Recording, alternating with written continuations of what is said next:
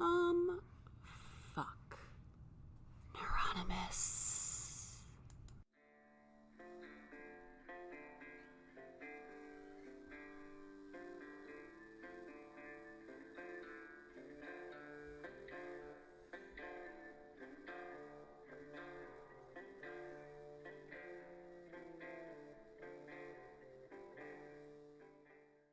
Hello, my fellow neurotics. This is Hal with another episode of Neuronymous. Oh man. So all right. So let's just start this off. I need to make an amends here. Right off the bat. My last episode, I kind of called out my friend Justin about something he said about he shouldn't be having kids. You shouldn't be having kids if you're having this gender dysphoria or gender nonconformity, and I mentioned that it rubbed me raw, and I was still raw about it, and this and that, and the thing is that was not okay. I mean, I stand by my message that if whatever you are, you deserve to have kids. But here's the thing. Justin, if you're hearing this, if you're listening to this, which I imagine you are because you apparently listen to all of my podcasts, I apologize. I stand by my message, but that being said, the manner in which I conveyed my message and threw you under the bus and called you out on that before confronting you, before talking to you about it, that was not okay. That was not cool. That shouldn't be done. It was a dick move on my part, and I am sorry. And I hope there are no hard feelings after this episode. And I love you to death. You're another one of my brothers from another mother. And hope we're cool. So that being said, I do want to get into the topic of kids because a very special day is coming. For many, it is Mother's Day. For Amanda and myself, it is not. And that is a huge weight on our shoulders. I have kind of gotten to the point where I've made peace with the fact that we may not have kids. We may not have kids, and I've to about as much of an extent as I can have made peace with that. There's so much you can do science wise, biological wise, and I'm sure my grammar is completely fucked right now. It's about 7:30 in the morning, and I have not finished my coffee yet. So this may be kind of like one of those wibbly wobbly episodes where I'm just kind of like rambling. Such is life. Such as this podcast, actually. So last night, my wife came home, and she was she was frustrated, and work, when you work a long day at work, you're going to get frustrated. Sometimes you get frustrated, sometimes you come home, sometimes you're a winner, sometimes you're a loser, sometimes you feel great, sometimes you just don't. And last night, Amanda came home feeling very frustrated, kind of low as far as her spirit, and she played Ed Sheeran, the whole night, which I was not happy with that because I like Ed Sheeran to a point, but listening to both his Divide and Multiply albums is just a little much. But I come into the room and and my wife, after washing dishes, and my wife is just in tears, and I just was like, oh my God, what's wrong? And she told me, she thinks underneath all the stuff that's going on in life, Sunday is Mother's Day, and we still don't have any children, and I deal with powerlessness every day. Both Amanda and I, we both belong to 12-step groups. In my case, many 12-step groups. And one of the big themes is powerlessness. Well, boys and girls, if you want to feel powerless, try holding your wife for seconds, minutes, hours, you know, while she just completely unloads tears and screaming and just sobbing in your arms. And there is nothing you can do. There's absolutely nothing because, you know, I can't provide the one thing that she's always wanted, and I've said this before, and that's a kid. I can't do it. My sperm count is too low, you know, so it's just, that's a no deal. And, you know, the adoption thing has just been kind of one disappointment after another. I mean, we're still in the game, but it's been one disappointment after another. So it's a touchy subject, kids. And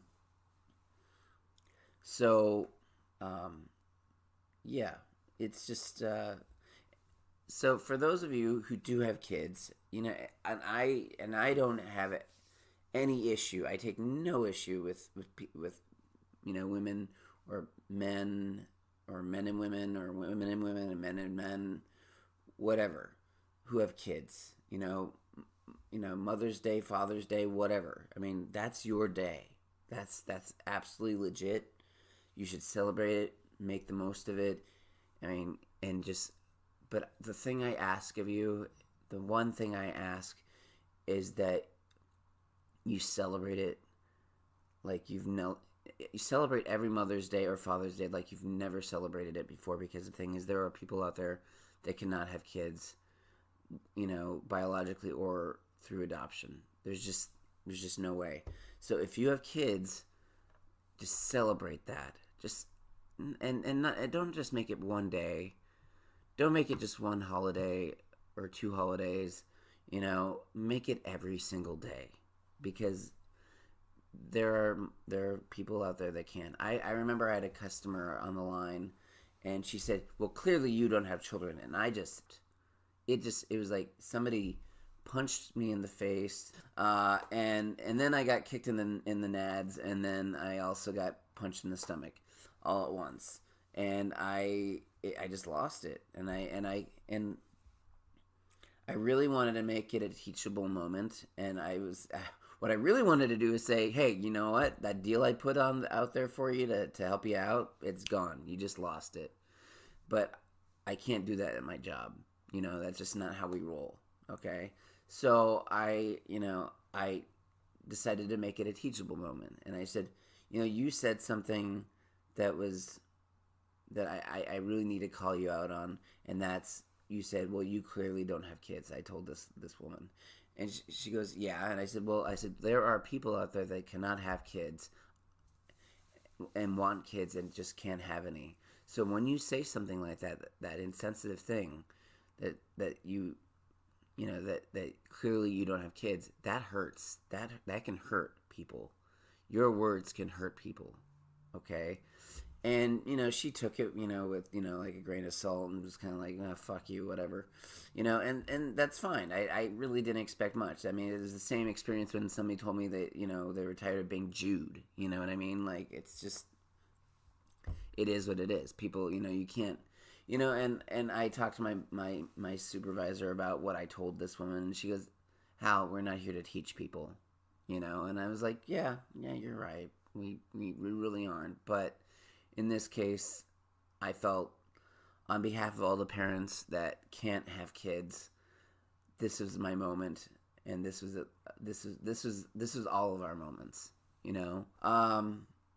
Yeah. So this Mother's Day, Father's Day, getting back to that, just celebrate it like your life depended on it, you know, and just enjoy it, because there are people out there that just can't. That don't have the ability to have their own Mother's Day. They have mothers. Some of them are around, some of them are not. And that also is a point of, you know, can be also very hurtful when you lose a mother or a father. That can also be very hard on Mother's Day or Father's Day. So yeah, and I'm sure I'll have a separate episode about Father's Day, and I'm sure, despite the fact that I said I don't know if my, you know, that I've made pieces, I'm sure I'll be sobbing like a bit, you know, like a crybaby. oh God, that sounded like such an asshole thing to say. That I'll be, I'm sure that I will be sobbing just as much as any father who can't have kids would sob. Yeah. So, which brings me to my next topic. Oh, I found out that, well, no, I didn't find out. I mean, it's pretty common knowledge at this point. It has been 20 years since I graduated high school. So what is that? What's going to be happening? That's right. My 20-year high school reunion is happening July 20th. And I am going to be there with bells on my fucking toes. I'm so excited. I'm so stoked. And and I told Amanda, I said, whether you come or not, I'm going. I mean, I've been waiting. I mean, it would suck if she didn't go because I really want to be like, hey, I got married. Look what else. Like, I bet y'all never thought that would happen, did you? uh, I'm sure there are people out there that probably thought I was gonna be like one of those sweaty palm mouth breather, balding guys that just sits in their, homes watching like, sitting on their couches in their underwear, watching Twin Peaks, by themselves, But no, not me. I got married, motherfuckers, and I'm happy. I'm happy. I'm bisexual and happy, but I'm happy. Yeah. So there's some fucking pride for you, in more ways than one. But anyway, yeah. So I'm really excited. I just remember like a few months ago, I was just like, it's 20 years. I feel like we should have heard something by now. So I put something on Facebook, and somebody said, and there were some rumblings, and then finally somebody decided to take the reins because I'm not going to do it because I'm not a go-getter, and I'm just like, I am not going to chair or, or put things together or, man any kind of mission at all. I am not the alpha male here at all in any way. I am not going to I'm not going to be the one, especially from Minnesota. I'm not going to put a 20-year high school reunion. I'm not going to set that in motion. That's not something that I'm going to be doing anytime soon. Well, there's only one. I mean, I guess technically I could do my 40-year high school reunion, but I don't know. What will that make me be? I'm 38, so another 28. That'll make me 58. I might be dead at that point. I hope not, but at that point I may very well be not alive. I don't know. I should probably get to the gym. Let's just roll with that. I should probably get to the gym, and I should probably continue working on my abstinence from food, from sugar and all that jazz. That's another thing. I've been abstinent and my 12-step program that I go to. I've been abstinent for a month as of the 7th. So woo!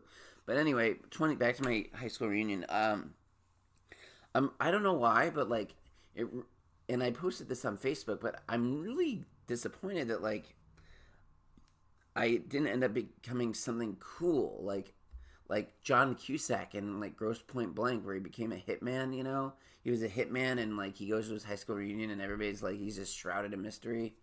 I'm glad I didn't become like a dumbass like Romeo and Michelle, but at the same time like I wish I had done something with my life. Like I think everybody had some.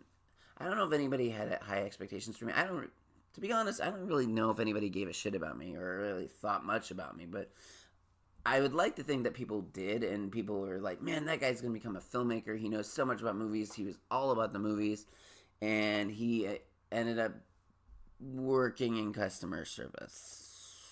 I would love that.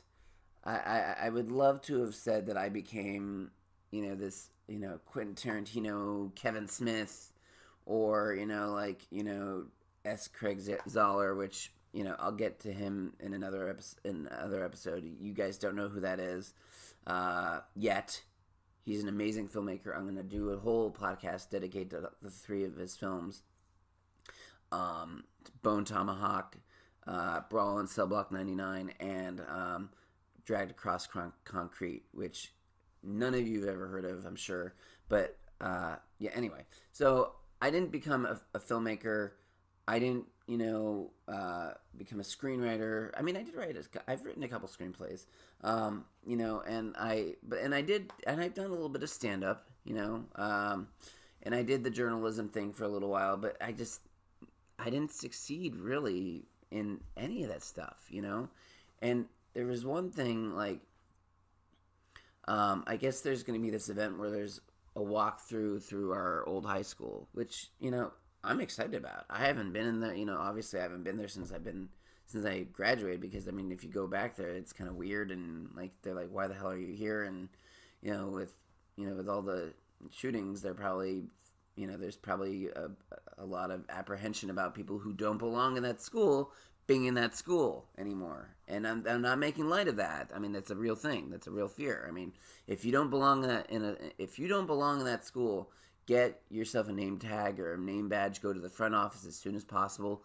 and identify yourselves, because with the fear and justified paranoia of what's going on in this country, in this world, you need to make sure that you protect yourself and make sure that the kids feel protected. Okay? But anyway, so we're going to do a walkthrough on the school, I think, on Saturday, which is the day of the reunion. And they said it'll be something to bring your family, your kids, and blah, blah, blah. And I was just like, I don't have any kids. And that gets us back to that whole depressing topic of, like, I don't have any kids, and I'm only 38. I know in theory, I've got quite a bit of time left on this earth, hopefully, knock on wood here. But, you have to question. I question things a lot, and one of the questions I have is, what is my legacy? What do I have to leave behind? And that seems like a really dick-ass, motherfucking idiotic question to ask. Because the thing is, I have a beautiful wife. We have two wonderful fur babies. We do have kind of kids, I've got a great Blu-ray collection, in case any of you are interested in purchasing a few of them. Anyway. And DVD collection. That's my legacy. And I've got great parents, for the most part. Now, I know you guys won't be listening to that. I know my parents won't be listening to this. And if they do, you guys are great parents, okay? But, anywho, I finally, moving on, so that's my legacy. My legacy is that I've got a great wife, amazing wife, a lovely wife.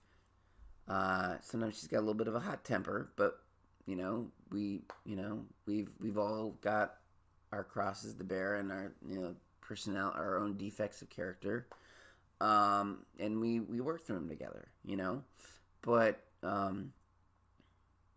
I just.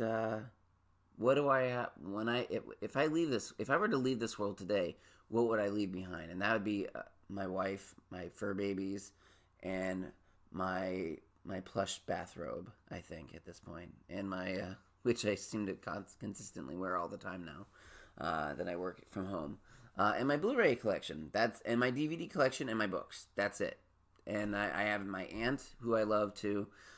So, I guess and I've got great parents. So I've got a handful of things that I'd be leaving behind. I don't know what I'd be leaving them behind, but I'd be leaving behind them. So there's that. And I'm also hoping that, I'm leaving behind this podcast. I always wonder, if something were to happen to me today, would anybody want to take the reins of this? And I'm still trying to figure out if when I go out of town or something like that, if somebody would like to sub for me and do the podcast, run the show for the day. But anyway, I feel like I've talked ad nauseum about things, some related, some not. But again, Justin, I truly do apologize. It was a real dick move, and again, just if you're celebrating Mother's Day, just celebrate it like your life depended on it, okay? And just even if your kids give you like a drawing that looks like like a fucking horse took a shit on a piece of paper, appreciate it, okay? Just embrace it. And if you like, and just appreciate your children, and let just make it a special day, okay? Because there are people that just don't have that ability, okay? I'm like I said, I am not bashing parents that have kids. It's a beautiful thing. It's a beautiful thing to bring a new life into this world, new lives into this world. I mean, there's no question about it. But there are just some people that can't do it, and that's hard. It's a tough it's a tough thing to have to know, to realize that. And as for my reunion, well, I didn't make it, to where I wanted to be, 20 years from when I graduated. But you know what? I've got a pretty great life. I've got a pretty great life, and I may not have the ultimate legacy, but I have a pretty good life.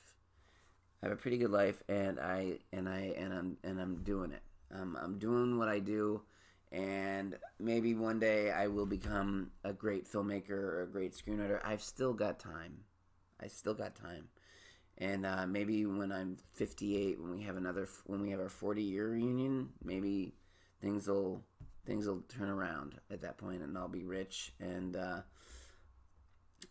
shitty paint job in our house that was performed when we first moved in will have at least been repainted by then. Anyway, I love you all, and I hope you guys are having a great Friday and a great weekend. And as always, enjoy your Mother's Day. Enjoy every day, one day at a time.